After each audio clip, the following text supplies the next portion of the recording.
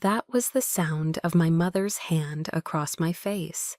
She looked at the uniform I had earned with my blood and said the words that would start a war. "You're a disgrace."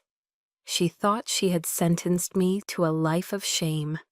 She didn't realize she was attacking a general, and I was about to plan my counteroffensive. My name is Major General Heidi Bruce, and I stood as a stranger in my own home. The air in the Blackwood family estate in Greenwich, Connecticut, was thick with the scent of money and grief. White lilies, funereal and cloyingly sweet, fought a losing battle against the mingled perfumes of the guests. From my position near the grand staircase, I watched the living enact their prescribed rituals of mourning for my father, Colonel Sterling Bruce. Men in dark Armani suits murmured condolences. Women in Chanel dresses dabbed at dry eyes. My own uniform, the Army Service Uniform, Class A, felt like a foreign object in this sea of curated sorrow. Its dark blue fabric was too stark, the row of ribbons on my chest too loud in their silent testimony. I was an unwelcome truth in a house built on beautiful lies. A figure detached from a cluster of mourners and approached me.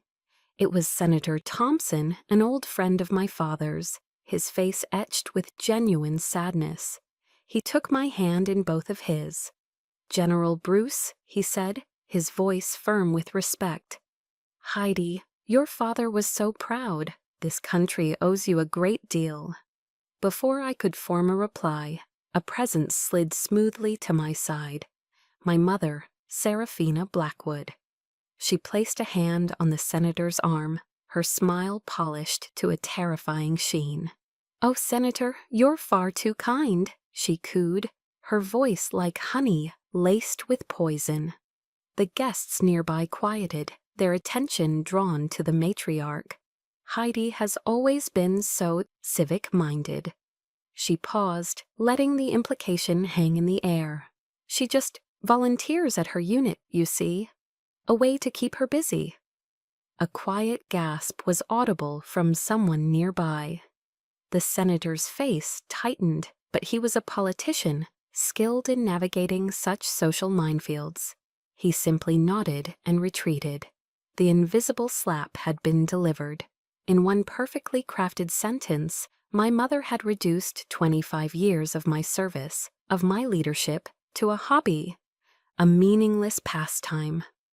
I stood still, my gloved hands clasped behind my back, in parade rest, my posture the only defense I had. I felt the heat rise in my neck, but my face remained a mask of military impassivity. The moment the senator was out of earshot, my mother's polished smile vanished. Her fingers, strong and cold, clamped around my bicep. "The library, now," she hissed, her voice a low, venomous command. She pulled me from the main foyer into the mahogany-paneled library that had once been my father's sanctuary. My eyes immediately went to the wall above the fireplace. The photograph of me, grinning on graduation day at West Point, was gone. In its place hung a massive, new oil painting of my brother, Julian, looking regal and smug.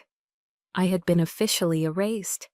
"I told you," she began, her voice shaking, with a rage that was terrifying in its intensity.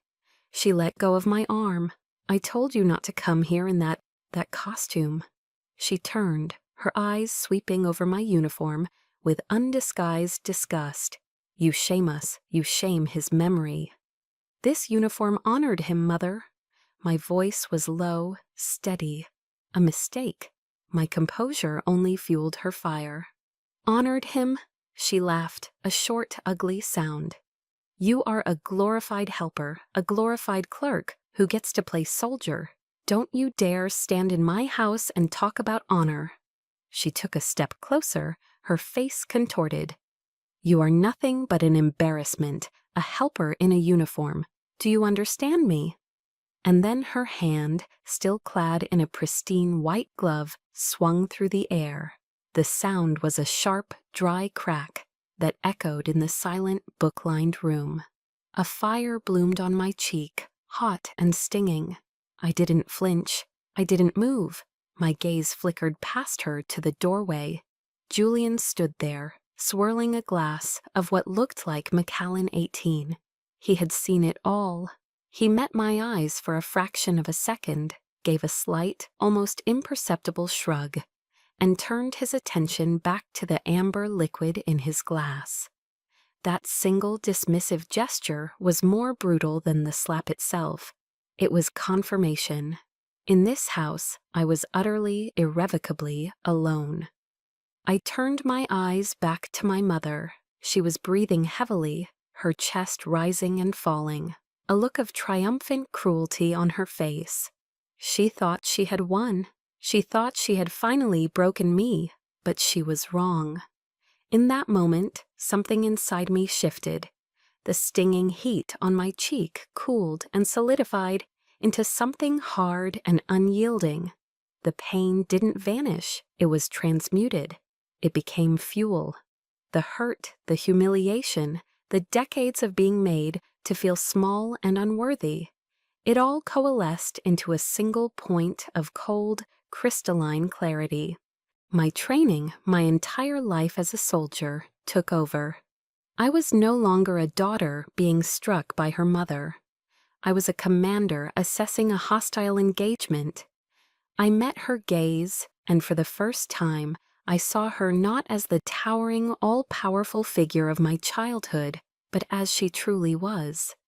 A weak, insecure woman, terrified of anything she couldn't control. My voice, when it came, was not in the room. It was in my head, calm, precise, and absolute. This wasn't a family argument. This was a declaration of war. I analyzed the situation, the assets, the liabilities, the objective. And you have made a grave tactical error, Mother. I looked at her, at the portrait of my brother, at the room from which I had been erased. You just attacked a general in her own home. The battle has begun. The battle had begun. But this war had started long ago. Fought not on foreign soil with guns and artillery, but in the polished hallways and manicured gardens of the Blackwood estate. The sting on my cheek had faded, but it was replaced by a deeper ache, a phantom limb of 1,000 smaller wounds collected over a lifetime. To understand the present, I had to retreat into the past. I had to map the battlefield of my own history. My mind drifted back to the spring I turned 18, the year of 2 celebrations. I remember holding the acceptance letter from the United States Military Academy at West Point. The paper felt heavy in my hand, a tangible weight of a future I had fought for. I showed it to my mother, Seraphina, in the sunroom. She was arranging roses in a crystal vase. She didn't look up. She simply glanced at the prestigious crest and said, with a dismissive wave of her hand, "Well, at least it gives you a place to do some menial work. Better than doing nothing, I suppose." Her words were a casual dismissal, reducing my life's ambition to a form of charity work. There was no party for me, no congratulations. But a few days later, my father, Colonel Bruce, told me to get in the car. He drove me 2 hours south to Washington, D.C., and we didn't go to a fancy restaurant. He took me to Ben's Chili Bowl on U Street, a place rich with history, but utterly devoid of the pretense my mother cherished. We sat on vinyl stools, the air thick with the smell of grilled onions and spice. He ordered 2 chili half-smokes, and as I took my first bite, he looked at me, his eyes crinkling at the corners. "Don't you ever let anyone tell you your dream isn't worth celebrating, Heidi," he said, his voice low and full of a pride that felt more nourishing than any food. It was our secret alliance, a quiet rebellion, celebrated over a $5 meal.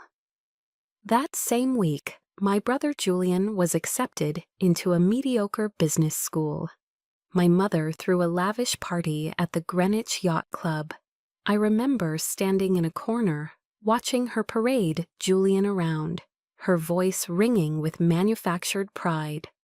"My Julian," she announced to anyone who would listen, "is going to build an empire." The contrast wasn't just stark, it was a carefully drawn line in the sand. Julian was an investment. I was a write-off. The memory dissolved, replaced by another, sharper and more painful. The dust of Kandahar filled my lungs. I was 29, a captain, and we had just lost a soldier, Private Miller. 19 years old, from Ohio, with a picture of his high school sweetheart taped to the inside of his helmet. An IED. One moment he was there, laughing about the Cleveland Browns, and the next, he was gone. The weight of it was a physical pressure on my chest, making it hard to breathe.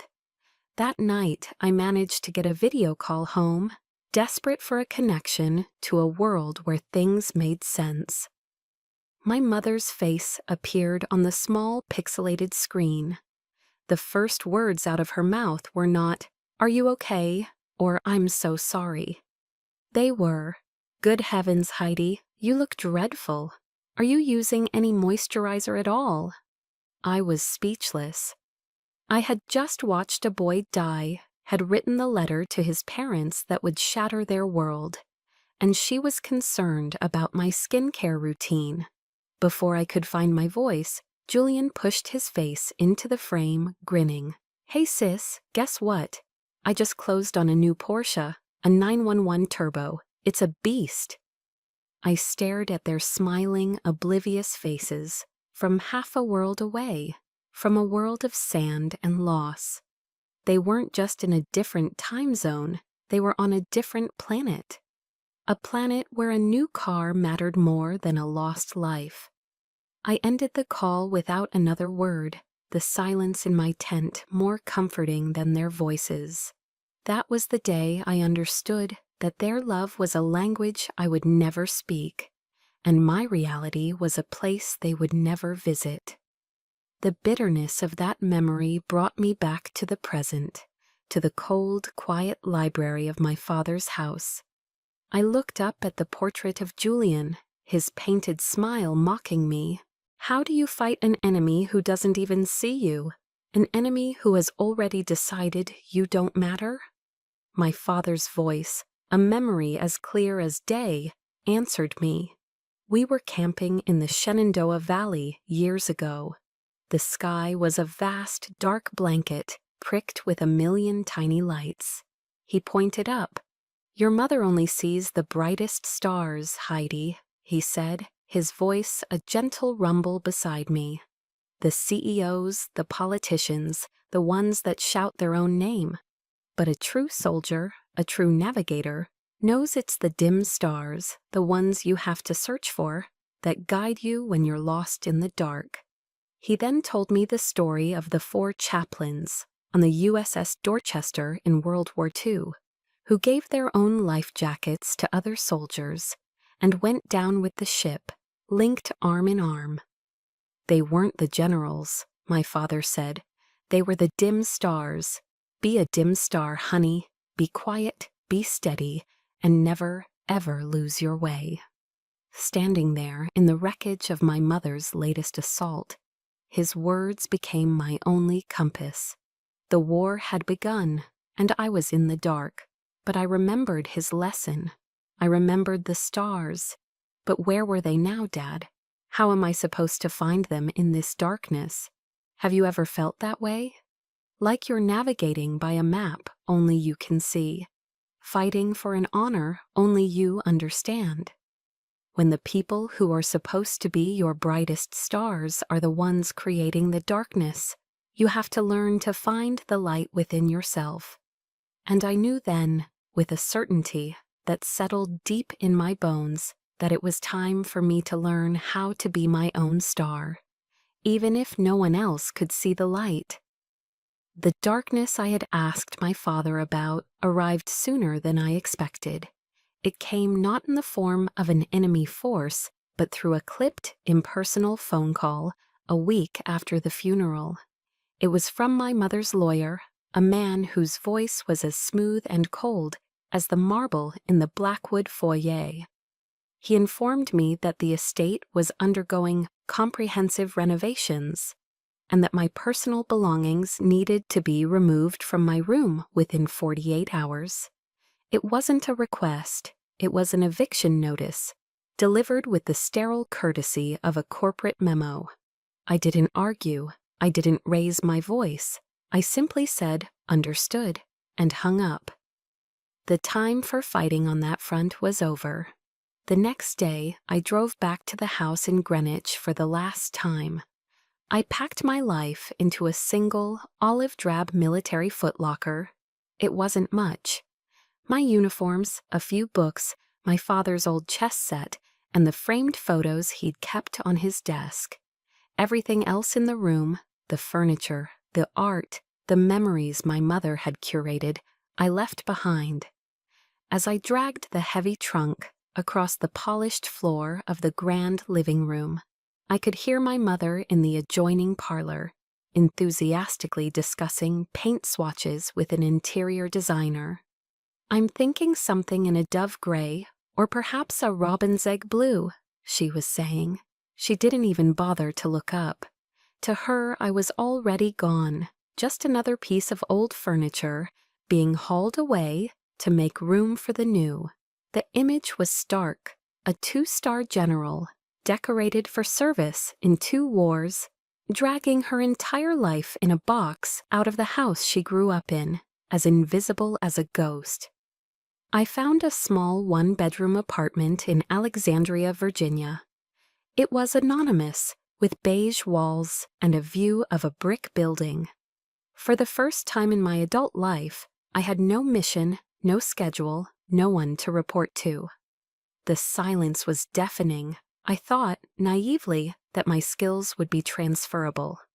A general, after all, is a CEO of a very complex, high-stakes organization.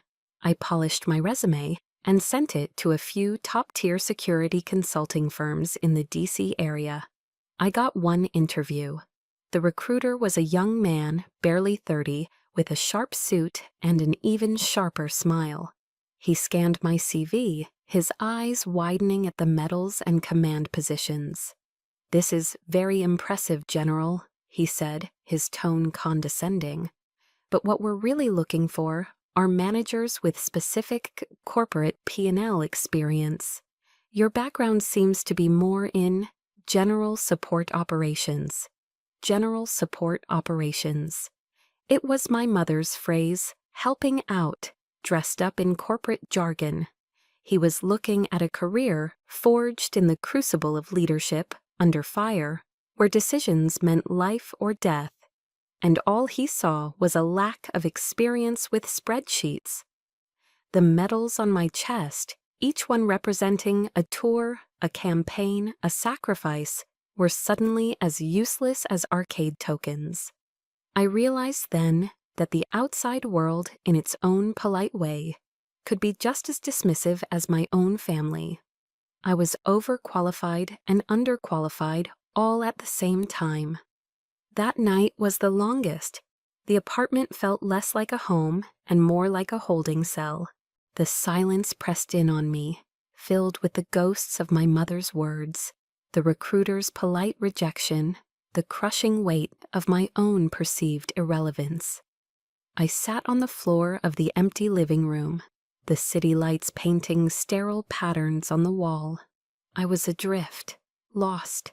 The stars my father had told me about were nowhere to be seen, blotted out by the city's glare and my own despair.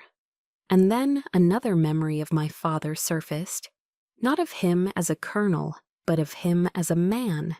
He had struggled, too, after his own retirement. I remembered finding a small worn card tucked into his wallet. On it was a prayer he had turned to when his own world felt like it was spinning out of control. I closed my eyes and the words came to me, a lifeline in the darkness. "God, I whispered into the empty room, my voice hoarse. Grant me the serenity to accept the things I cannot change. I cannot change my mother. I cannot change her cruelty or my brother's indifference. I accepted it. A small, hard knot of anger in my chest seemed to loosen. The courage to change the things I can. I could change this apartment. I could change my routine. I could change myself. The power wasn't out there. It was right here. And the wisdom to know the difference. The wisdom was in knowing which battles to fight. The battle against my mother's opinion was a lost cause. But the battle for my own self-respect, that was a war I had to win. A profound sense of calm washed over me, a quiet peace I hadn't felt in years. The next morning, I was up at UBOM 500. I put on my running shoes and ran 5 miles along the Potomac. When I got back, I unpacked the footlocker. I didn't just put things away. I arranged them with military precision. My father's books on one shelf, my uniforms hung perfectly in the closet. I was taking back control, one small disciplined action at a time. I was building a new fortress, my fortress. Just as I finished, my phone buzzed on the kitchen counter. I didn't recognize the number. It just said, "Unknown caller." For a moment, I considered letting it go to voicemail, but something, a flicker of instinct, told me to answer. "Hello," I said, my voice steady. A pause, and then a woman's voice, hesitant but clear. "General Bruce, this is Captain Kaylin Vance. We need to talk." Kaylin Vance. The name registered, but the context felt wrong. She was my brother's fiancée, a part of their world of yacht clubs and charity galas. My first instinct was caution. This could be another move in my mother's game. A different kind of attack cloaked in concern. I agreed to meet her, but on my own terms.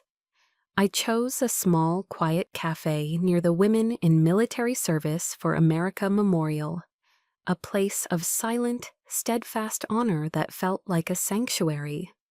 I arrived first, selecting a table in the corner that gave me a clear view of the entrance. It was an old habit, assessing a new environment for threats. When Captain Vance walked in, she was in her Air Force service dress, the blue uniform crisp and immaculate. She spotted me, and her shoulders, which had been tense, seemed to square themselves with resolve. She walked to my table, her posture perfect. She didn't offer to shake my hand. She simply stood at attention for a brief moment before taking a seat. "General Bruce," she said, her voice clear but carrying an undercurrent of tension. "Thank you for meeting me." She didn't order a drink. She just sat there, her back straight, her hands placed neatly on the table in front of her. The formal military bearing was so out of place in the relaxed coffee shop, and yet it was a language I understood better than any social pleasantry. I waited, my own posture reflecting a practiced neutrality. "Ma'am, I was at the reception after the funeral," she began, her eyes fixed on a point just past my shoulder. "I was standing near the library. I saw and I heard what your mother did, what she said." She finally met my gaze, and her eyes were filled with a fiery indignation that took me by surprise. And I cannot, in good conscience, remain silent. She took a breath, and the story came tumbling out, her voice trembling slightly with the memory. "Ma'am, Julian and your mother, they only know you through parties and press clippings.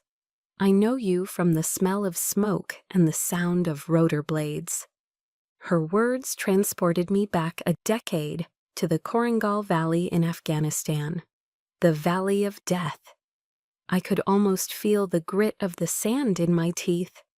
"My helicopter had been hit by an RPG," she said, her voice barely a whisper now. "We were pinned down, a reconnaissance team of 12, completely surrounded. Command's assessment was that we were a lost cause. The risk of a rescue operation was too high. They were going to write us off. She paused, swallowing hard. But you were in the command tent. You heard the call. You overruled them. You saw a strategic possibility where they only saw a loss. You put together a quick reaction force and led the charge yourself.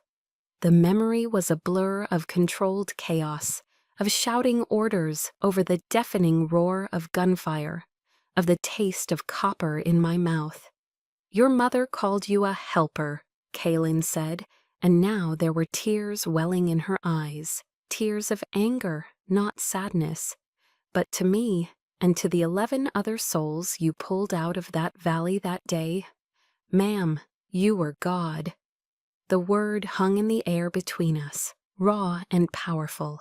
For a moment, I couldn't breathe.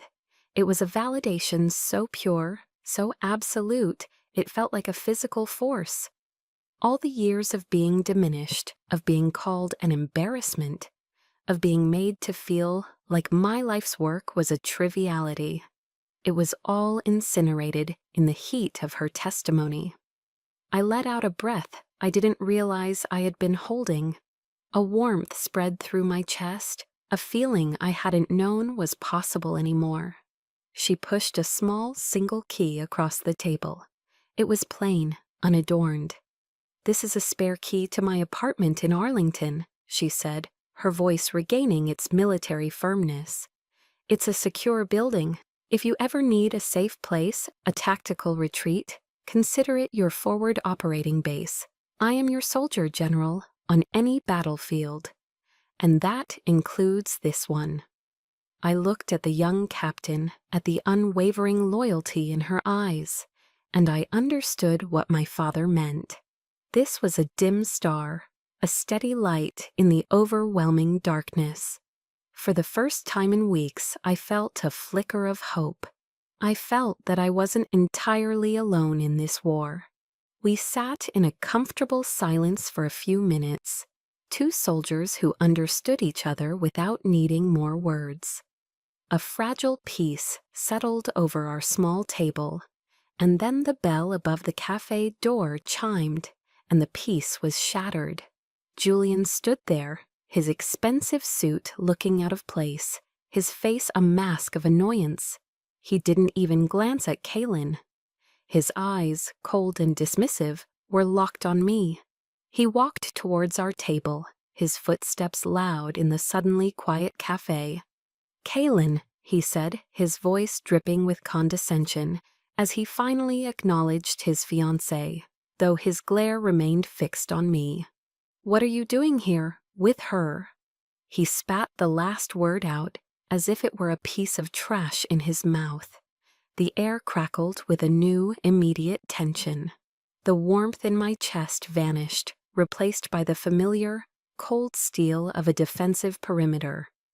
The brief ceasefire was over. The enemy was at the gate. A few days after my meeting with Kaylin, the enemy launched a frontal assault. They didn't use military tactics. They used a weapon far more insidious, the pretense of family. They appeared at the door of my small Alexandria apartment unannounced, my mother, Serafina, and my brother, Julian. My hand instinctively tightened on the doorknob, my entire body tensing for a confrontation. But Serafina was a master of her own brand of warfare. She didn't come with anger. She came with a performance worthy of an Oscar. Her eyes were artfully shadowed with sorrow. She held out a lavish gift basket from Dean and DeLuca, an offering of peace that felt more like a bribe.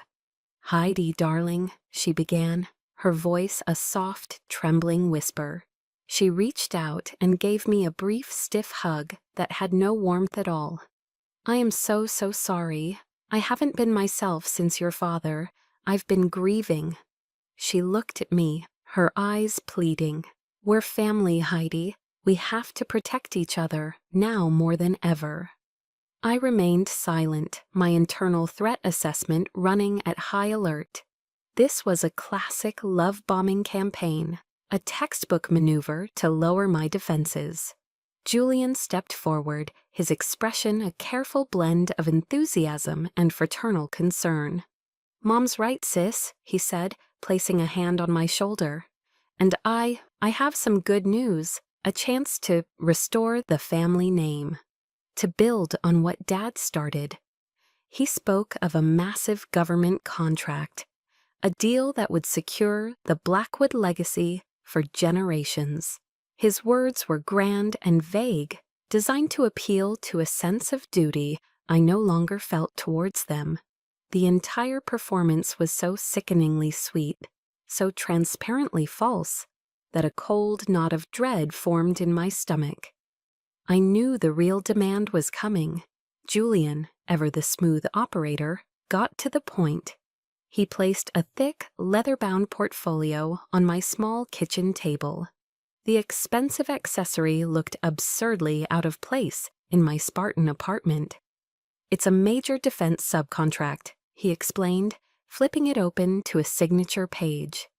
"But there's a hitch. The prime contractor requires a board member with an active top-secret SCI clearance to act as a guarantor. It's just a formality, of course." My blood ran cold. Top-secret, sensitive, compartmented information clearance. It wasn't just a security level, it was the highest declaration of trust the United States government could bestow upon a citizen.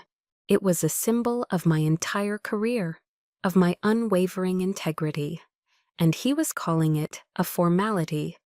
He leaned in, a conspiratorial gleam in his eye. "You just sign here as an honorary board member. We put your name on the letterhead, and that's it. It's a win-win." He then added the final fatal insult, a smirk playing on his lips. "Look, even if you are just helping out at your unit, that general's star on your shoulder still has value to us." There it was, the poisoned offering laid bare. They didn't respect me. They didn't value my service. They saw my honor, my life's work, as nothing more than a commodity, a tool to be used for their own greedy ends. I picked up the document, my eyes scanning the fine print. My training in reading intelligence briefs kicked in. I saw the red flags immediately. A shell corporation in Delaware, vaguely worded liability clauses, the name of a defense contractor notorious for cutting corners. This wasn't a contract, it was a trap. They weren't asking me to be a guarantor. They were asking me to be the fall guy. They were asking me to sign away my honor, my freedom, and the very legacy of the father they claimed to be protecting. That was the final straw, the last fragile thread of hope for any semblance of family, of decency, snapped. A cold, hard fury, pure and absolute, rose within me. It wasn't the hot, explosive anger of a family argument. It was the focused, precise anger of a commander whose core principles have been violated. I placed the portfolio back on the table and looked up, meeting my brother's expectant gaze, then my mother's pleading one. My face was a blank slate. My voice, when I spoke, was devoid of all emotion. It was as cold and hard as steel. No. The word, quiet but absolute, hung in the air. Seraphina's practiced sad expression faltered. "What did you say?" she stammered. "Heidi, this is for the family." I stood up, my 5'7" frame suddenly feeling much taller. I looked directly at her, then at Julian, no longer as a daughter or a sister, but as a superior officer addressing insubordinate personnel. "I said no," I repeated, my voice clear and unwavering. "I spent 25 years building my honor. I will not have it dismantled in 5 minutes for the sake of your greed." I picked up the portfolio and held it out to Julian. "Take your proposal and leave my home." Their faces shifted from feigned concern to unveiled rage. The masks were off. "You ungrateful," my mother began, but I cut her off with a look. "Now," I said. The single word was a command, not a request. They snatched the portfolio and stormed out, slamming the door behind them, leaving a trail of muttered curses in their wake. I stood alone in the silence, my heart pounding, not with fear, but with the adrenaline of a battle finally joined. The line had been drawn. They had shown me their final move. Now it was my turn. I walked to my phone, my fingers steady as I scrolled through my contacts to a name I hadn't called in years, a name saved under the codename Minerva. I pressed the call button. He answered on the second ring. "Eris," I said, my voice calm and resolute. "It's Heidi Bruce. We need to talk immediately." Eris Thorne lived in a historic brownstone in Georgetown, a quiet street that belied the world of secrets it likely harbored. When he opened the door, he looked exactly as I remembered him from my father's Christmas parties: salt and pepper hair, a crisply ironed shirt, and eyes like a hawk's, sharp and missing nothing. He was my father's best friend, a legend from the Defense Intelligence Agency. He didn't offer a hug or empty platitudes. He simply nodded and said, "Heidi, get in here." He led me to a study lined with books on history and military strategy. He poured 2 cups of black tea, the movements precise and economical. I recounted the events of the past few weeks, from the funeral to the poisoned contract offer. My voice was steady, delivering the facts like a field report. I stripped away the emotion, presenting only the tactical reality of the situation. Aris listened without interruption, his gaze never leaving my face. When I finished, he took a slow sip of his tea. He didn't say, "I'm so sorry for what you're going through." He didn't say, "Your mother has always been difficult." He looked at me, his eyes glinting with a familiar, strategic fire, and delivered the most validating assessment I had ever heard. "Your mother isn't just attacking you emotionally, Heidi," he stated, his voice calm and analytical. "She is conducting a systematic information warfare campaign designed to erase your identity and seize control of your father's legacy." He set his cup down. "We will mount a proportional response." Those words were like a key turning in a lock I didn't know was rusted shut. He didn't see a grieving daughter. He saw a strategic threat, an operation. He gave my pain a name, a framework, and in doing so, he gave me back my power. I wasn't just a victim, I was a target in a definable conflict. And I knew how to operate in a conflict. "Follow me," he said, rising. He led me through a door, disguised as a bookshelf, into a room that took my breath away. It was a private situation room. One wall was covered by a massive whiteboard. Another held a series of monitors, currently dark. The room was soundproofed, secure. This was Eris's true office. He picked up a dry erase marker. "Let's map the battle space," he said. On the board, he drew a diagram. At the top, he wrote, "Seraphina Blackwood, Center of Gravity." Underneath, "Julian Blackwood, Primary Actor." He drew lines connecting them to their sources of power. Blackwood Family Trust, Wall Street Connections, Social Influence, Greenwich, NYC.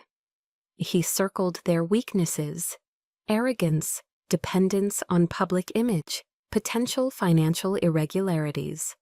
I walked up to the board, took a different colored marker, and added a new box, capped Kaylin Vance, asset in place. Eris looked at it and gave a curt nod of approval. "Good. Who else?" We worked for an hour, my personal anguish transforming into a cold, hard operational plan. The rage that had been simmering inside me was now being channeled into objectives and timelines. Finally, Eris stepped back from the board. "Our objective is not revenge," he said, his tone that of a commander briefing his staff. "Revenge is messy and emotional. Our objective is threat neutralization. We will dismantle their operation by exposing the truth, thereby securing Sterling's legacy and re-establishing your identity. This is a campaign, Heidi, not a family feud. You need to treat it as such. The clarity was exhilarating. He was speaking my language. He saw me not as a broken woman, but as the general I was trained to be. He trusted my capabilities. He then walked to a locked cabinet and opened it.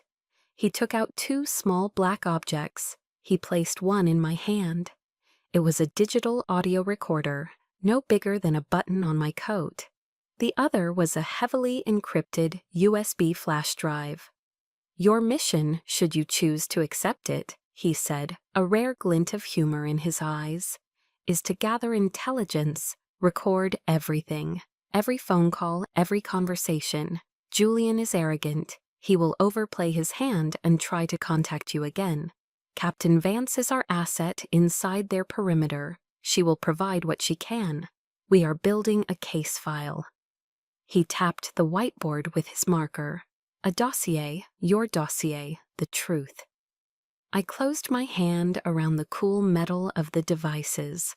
The weight was insignificant, but it felt as substantial as a rifle.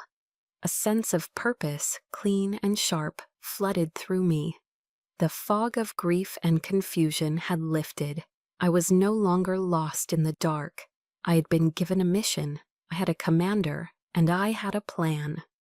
The war had just been given its strategy. The following days were a blur of cold, calculated action. My small apartment transformed into a clandestine command post. The campaign to build the dossier had begun. Eris was right. My brother's arrogance was his greatest vulnerability. 2 days after their disastrous visit, Julian called. His tone had shifted from feigned concern to impatient bullying. With the button-sized recorder Eris had given me active in my pocket, I listened as he alternately threatened me with being cut off from the family forever and tempted me with a share of the profits. Every word was a nail in his own coffin, captured in pristine digital audio. Intel acquired. Uploaded to secure drive. Our asset in place, Captain Kaylin Vance, proved to be as courageous in this new kind of warfare as she was on the battlefield. Under the guise of planning her wedding to Julian, she gained access to his home office. One evening, while he was on a conference call, she executed a swift, silent operation. She copied the contents of his laptop's hard drive onto the encrypted USB Eris had provided. The risk was immense. If she had been caught, the consequences would have been catastrophic. But her nerve held. Data secured. Awaiting analysis. The files were a goldmine. Emails between Julian and my mother laid out their plan in sickening detail. A systematic effort to marginalize me and consolidate their control over my father's estate long before he had even passed. They discussed lawyers, offshore accounts, and strategies to have me declared mentally unfit to manage my own affairs if I resisted. It was worse than I had imagined. It wasn't just greed, it was a premeditated character assassination. One quiet evening, after reviewing the latest intelligence packet, a wave of exhaustion hit me. I felt the need to connect with something real, something of my father's that wasn't tainted by this conflict.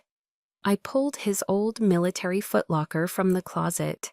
As I sorted through his belongings, his dress uniforms, his books on military history, his collection of presidential biographies, my fingers brushed against a loose board at the bottom. Curious, I pried it up. Beneath it lay a false compartment, and inside, nestled in the dark space, were 2 items, a worn leather-bound journal and a thick manila envelope sealed with wax. My heart hammered against my ribs. I opened the journal. It was my father's handwriting, familiar and steady. It wasn't a log of his military career, but a private diary, started in the years after I had left for West Point. I read, and the world fell away. He wrote of his pride, a pride he felt he couldn't express openly in Serafina's presence. He wrote of his arguments with her, of her disdain for my chosen path. One entry, dated a decade ago, stood out.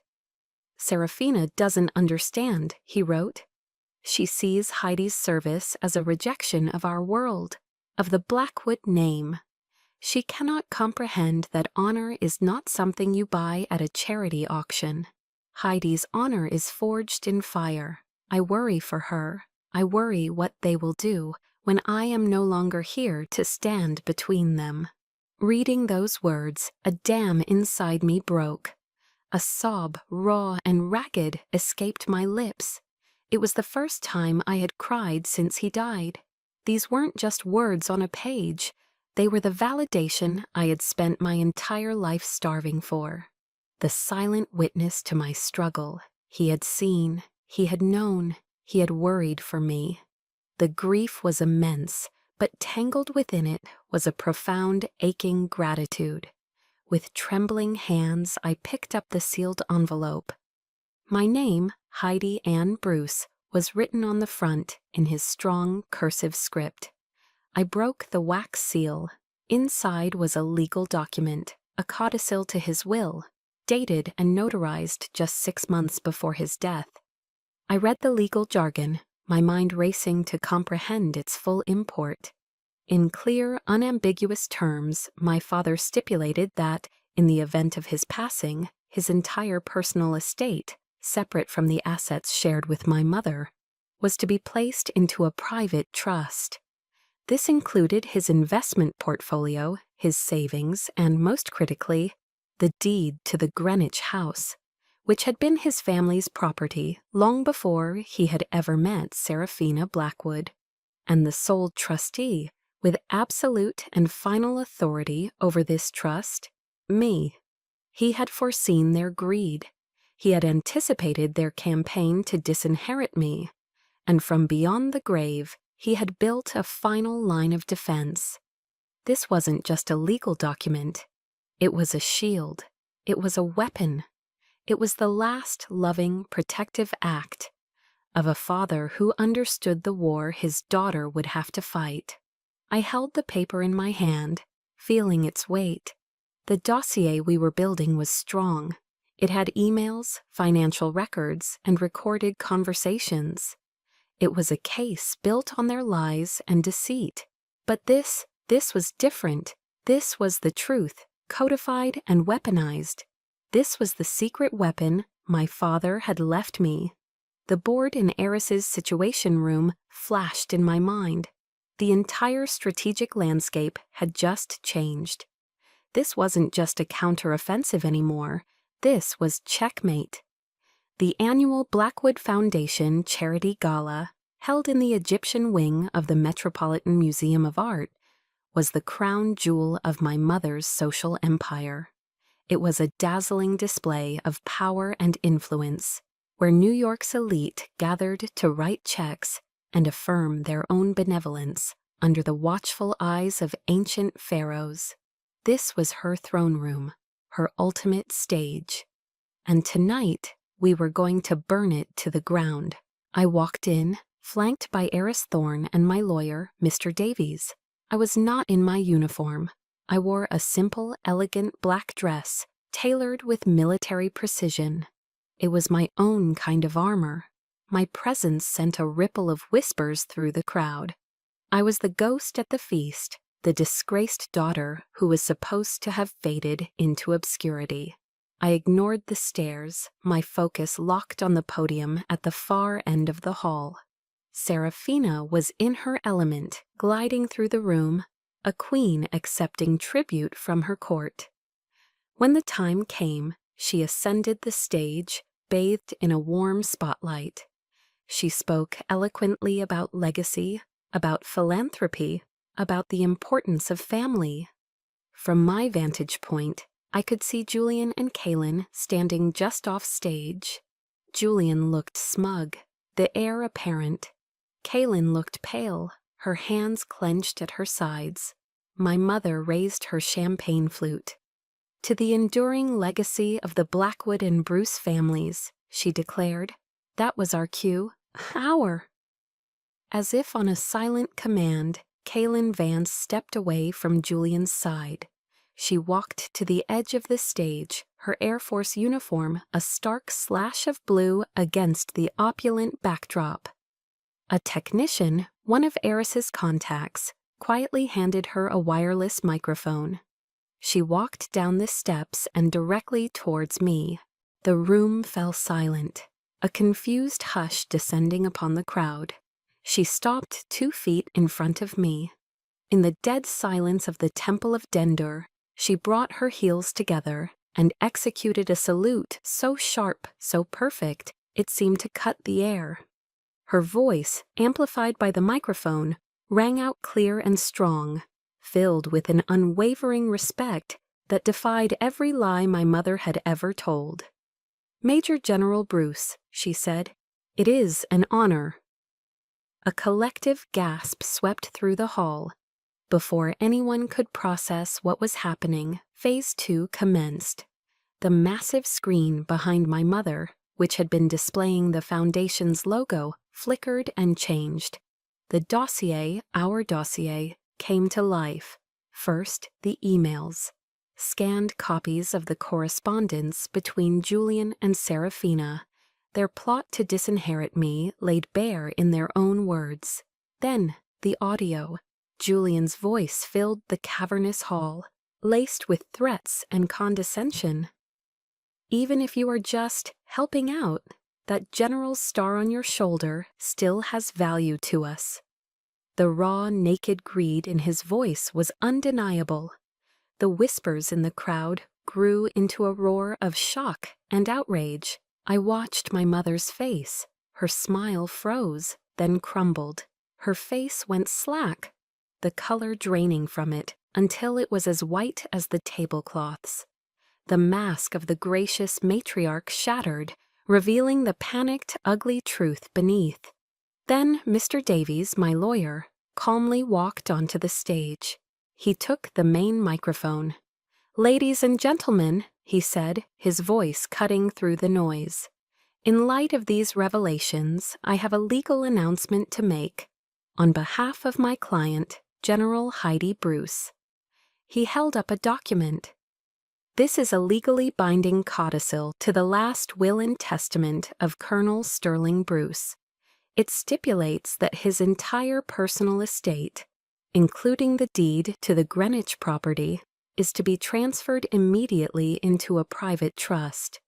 He paused for dramatic effect. "The sole trustee of this fund with absolute and final authority is his daughter, Major General Heidi Bruce." The dam broke. The hall exploded in a maelstrom of noise.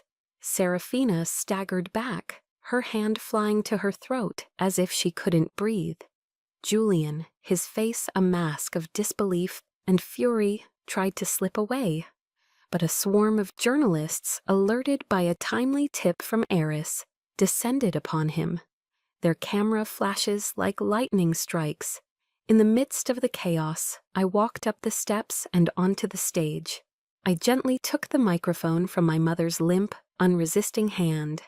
I didn't look at her. I didn't need to. I faced the hundreds of shocked faces, the pillars of New York society, who had borne witness to my public execution. My voice was calm, clear, and carried the weight of a lifetime of command. "Honor," I said, "is not something you inherit in a will or purchase at an auction. It is something you build, day by day, with your actions." I paused, letting my gaze sweep across the room. My father's true legacy was not his portfolio.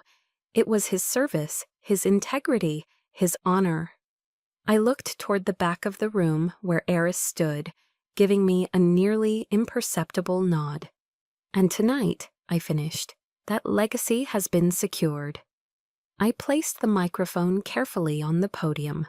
I did not run. I did not gloat. I simply turned, walked down the steps, and strode out of the hall, leaving the smoldering ruins of my mother's empire behind me. The battle was over. Victory is not always a triumphant parade. Sometimes it's just the quiet that follows a long and brutal war. The morning after the gala, the news of the Blackwood family's public implosion was everywhere. Splashed across the New York Post, dissected on morning news shows. I had expected to feel a sense of elation, of vindication. Instead, I just felt empty. It was the bone-deep exhaustion of a soldier after a grueling campaign, when the adrenaline has faded and all that's left is the silence. My phone became a front line of its own. It buzzed incessantly, with a barrage of text messages from Julian, each one more vitriolic than the last. They were a stream of pure, undiluted rage, blaming me for ruining his life, for destroying the family, for being a selfish, ungrateful monster. He took no responsibility. In his world, he was the victim. From my mother, there was only silence. A cold, damning silence that was somehow louder than Julian's rants. I didn't reply. I turned the phone off and placed it in a drawer. I spent the entire day in my small apartment, just sitting in a chair by the window, watching the world go on without me. I wasn't celebrating a victory. I was mourning a loss. Not the loss of my mother or brother as they were, but the loss of the idea of them. I was grieving for the family I had always wished for, the one that had never really existed outside of my own desperate hope. The final definitive death of that illusion left a hollow space inside me, and I knew it was a space that needed to be felt, not filled. A few weeks later, Eris sent me a book. It was Daring Greatly by Brené Brown. A required reading for all modern warriors, his note said. I started reading about vulnerability, courage, and the power of owning your own story. It was a different kind of battlefield manual, one that taught you how to navigate the terrain of your own heart. It was while I was reading that book that the knock came. I opened the door to find my mother standing there. The Serafina Blackwood who had reigned over New York society was gone. In her place was a diminished woman, her expensive clothes looking ill-fitting on her now stooped frame. The arrogance was gone, replaced by a raw, desperate panic. She began to cry, messy, theatrical sobs. "Heidi, please," she begged, her hands twisting the strap of her designer handbag. "You have to forgive me. Call it off. Tell the lawyers to stop." She looked around my small apartment with disdain, even in her desperation. "They're going to take the house, my home. I have nowhere else to go." I looked at my mother, the woman who had caused me a lifetime of pain, and I felt nothing. The anger was gone. The hurt was a distant echo. All that remained was a profound, weary pity. I saw a small, frightened woman who had built her entire identity on a foundation of money and lies, and now that it was crumbling, she had nothing left. I spoke, and my voice was calm, not with the coldness of a soldier, but with the quiet strength of someone who had finally found her peace. "I forgive you, Mother." A flicker of triumph lit her eyes. "You do?" "Yes," I said.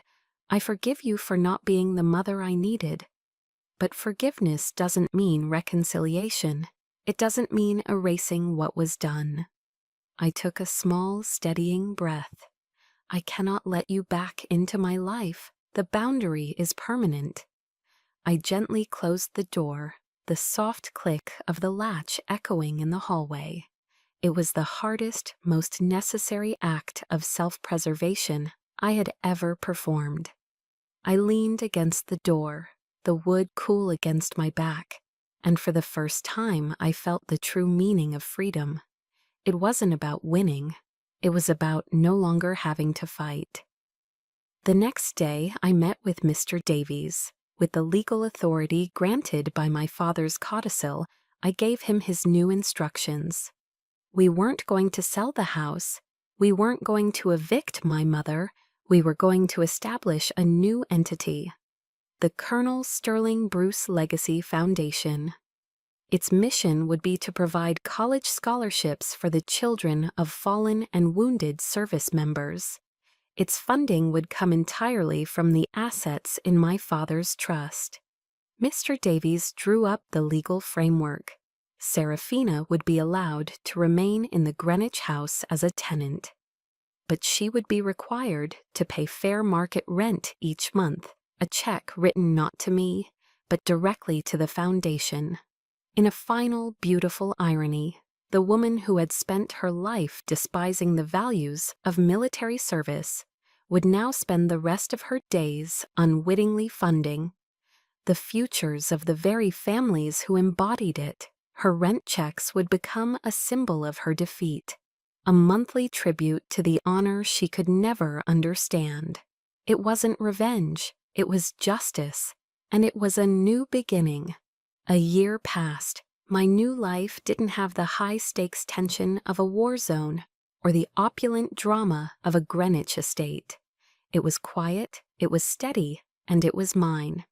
The headquarters for the Colonel Sterling Bruce Legacy Foundation wasn't a gleaming office tower, but a modest, rented space in Alexandria, with good natural light and the constant, pleasant aroma of brewing coffee.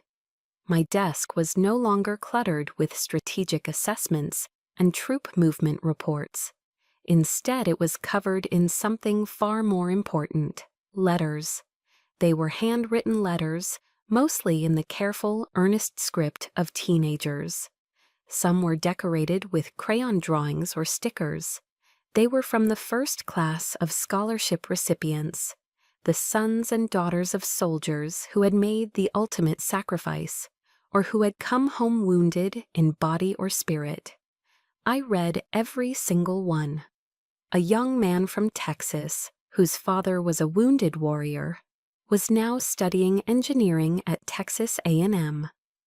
A young woman from California, whose mother died in a helicopter crash in Iraq, was in her first year of nursing school. One letter, written on lined notebook paper, made me pause. It was from a girl in rural Pennsylvania.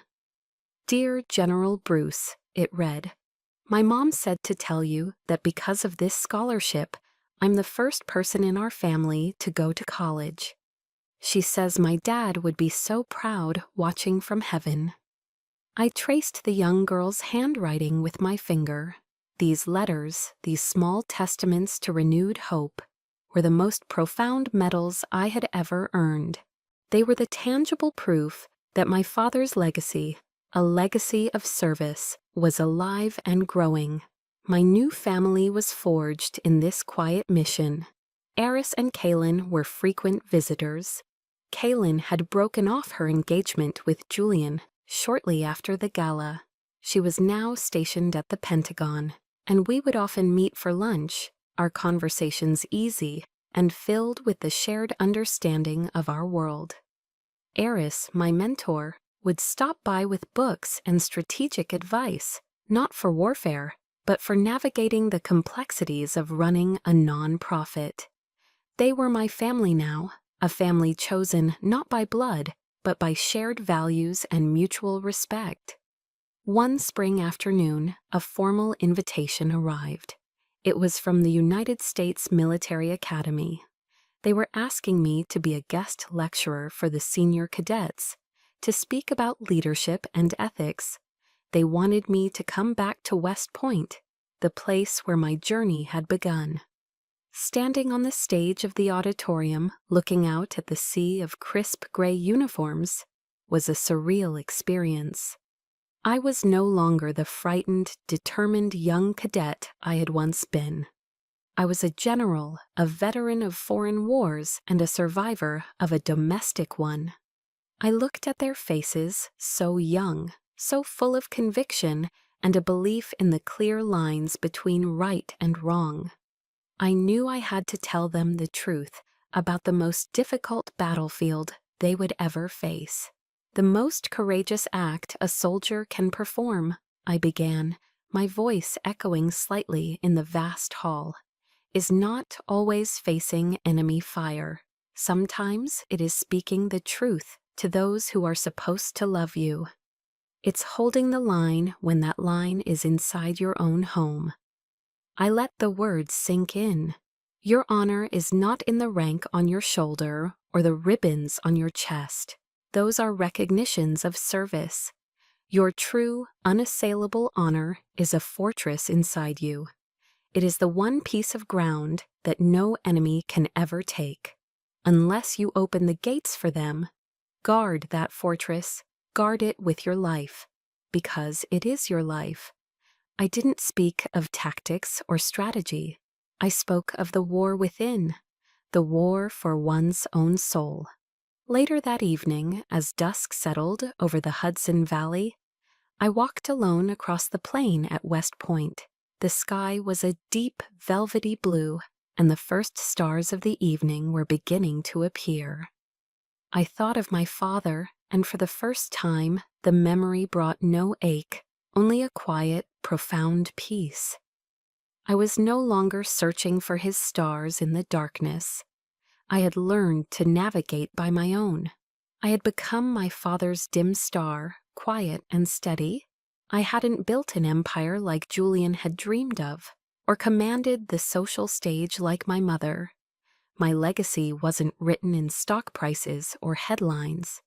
It was written in the futures of those kids, in the letters on my desk, in the quiet integrity of a life reclaimed. It was a smaller light, perhaps, but it was a true one. And I knew with a certainty that filled my entire being that it was strong enough to guide others home. I looked up at the twilight sky and smiled. It was not a smile of victory or of vindication. It was a smile of freedom, pure and simple. My story has ended, but perhaps yours is just beginning. I learned that my honor was a fortress, and I had to be its staunchest defender. What is the fortress inside of you that needs defending? Know that you are not alone in your battle. There are countless dim stars out there, steady and true, who understand. If my story resonated with you, please subscribe to Channel Name. Here we share true stories that remind us of our own strength and the quiet courage it takes to reclaim our lives. You are seen, you are heard.